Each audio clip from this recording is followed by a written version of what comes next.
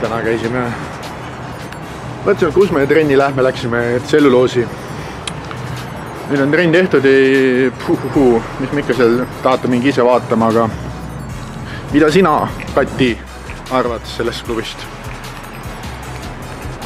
Okei, ma ei ole varem siin käinud. Jah, ma käisin ka pole enne remonti kunagi, sest on teistmoodi. Ma arvan, et täiesti okei. Mul ei ole midagi lisada. Jah.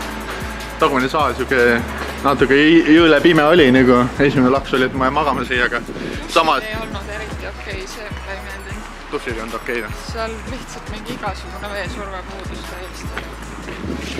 Ja nagu sooja vett ka väga ei saanud. Selle kohta ma mida öelda, kui väiksed riied suumid natuke olid, aga jõus oli iseenesest, aga samas seal, kui see pime saal oli, selle, kes tahab, saab väga hardcore pilte teha jälle sellest. Nojah, selline see oli, väike ülevaade.